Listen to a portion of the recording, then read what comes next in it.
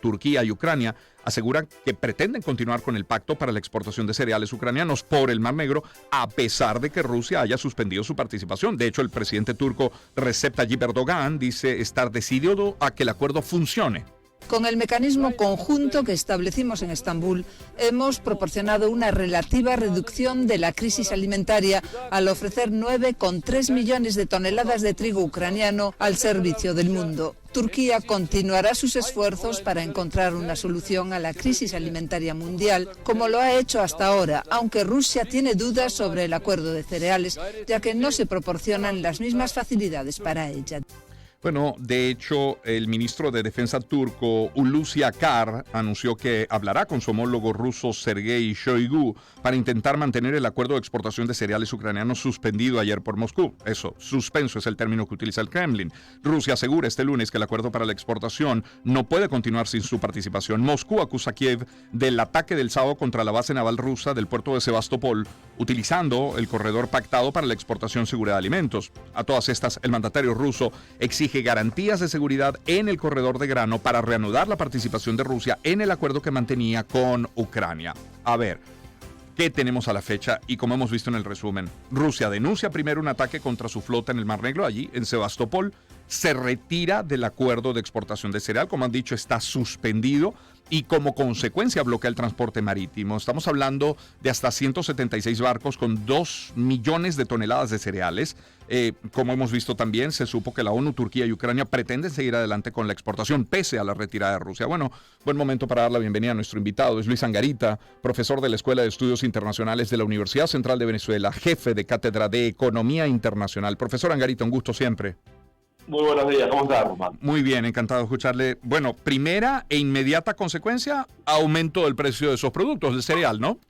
Sí, claro, 13% en los mercados, en todos los índices de materias primas y, por supuesto, con la gran preocupación sobre el continente africano, porque es el que más va a sufrir por el aumento de los precios de los alimentos, por el aumento del precio de los productos energéticos y por todas las consecuencias de la guerra en general. A ver, ya desde septiembre, estuve leyendo ayer, profesor, ya desde septiembre se interrumpía eventualmente el paso de los barcos. Entonces, uno puede pensar en una segunda consecuencia, además del aumento de los precios, escasez en algunos países, al menos retardo en la reposición de mercancías. ¿Qué más puede ocurrir?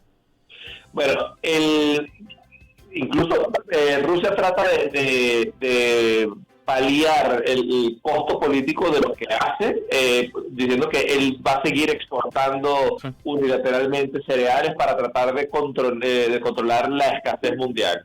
Pero vimos que en mercados europeos, incluso en los supermercados españoles, hay escasez de productos como aceites derivados de productos oleaginosos, se eleva el precio del pan, que recordemos que para toda Europa el trigo es importante, pero yo creo que en general la preocupación sobre todo de la FAO es que puede aumentar drásticamente el hambre y la pobreza en millones de personas, no solo en África, sino incluso en América Latina. Vaya, profesor, qué invierno se le viene a Europa, ¿no? Por una parte esto de los cereales y los alimentos, pero luego los combustibles, y eso para comenzar nada más, cuando estamos hablando de octubre, inicio ya del invierno. Sí, y como se presentan las noticias, Rusia tiene la estrategia desde hace unos 10, 15 días de seguir de alguna manera revolviendo el tablero internacional. Putin habla en el think tank de Moscú llamado Valdai que Rusia es el que está siendo agredido, que Rusia es el que está siendo atacado, que Rusia es la víctima, cuando entendemos que esto es una agresión de derecho internacional cuando un país invade el territorio del otro, y todo esto termina siendo las consecuencias de una guerra iniciada por Rusia. ¿Se puede prescindir de Rusia en esos dos rubros, cereal y combustible? Porque, a ver, no siendo Rusia junto a Ucrania, que son dos grandes productores y exportadores de grano, que otros países son proveedores de cereales, no siendo Rusia quien garantice el gas, entonces a quien toca poner ese gas deficitario hoy para Europa, ¿se puede prescindir de Rusia? No, yo creo que el mundo está sufriendo. el que más va a sufrir es Rusia porque es el país que más agrede, que más gasta, pero también el que más es sancionado. Europa está tratando de contener la escasez de productos energéticos con nuevos suplidores como Noruega, productores del mar del Norte británicos, pero también reactivando plantas nucleares, reactivando carbón como fuente energética, cosa que es un retroceso claro para todo el cambio energético que se estaba planteando de aquí al 2030. En materia de los cereales, por supuesto, los otros grandes productores son Argentina y Brasil, pero con un impacto mucho más claro porque es más costoso, es más lejano, el flete es más caro y en general hemos visto que el promedio de los cereales está subiendo entre 150 y 200% en los mercados mundiales. Wow. O sea, es decir, más allá del poder militar ruso, no importa, grande, mediano o pequeño, no es el punto ahora, el poder real hoy es estratégico, es geopolítico, viene de los alimentos y de los combustibles.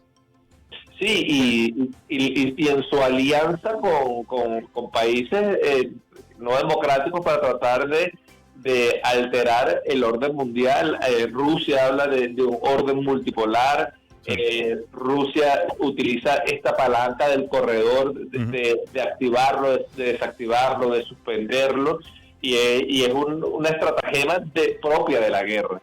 Vemos como Naciones Unidas alerta que es importantísimo seguir el canal y que evitar cualquier excusa, por ejemplo, el ataque de un dron o el ataque de una ciudad o cualquier cosa que sucede en las guerras y no utilizar esto como excusas para alterar un canal que prácticamente es humanitario porque alimenta a muchas personas.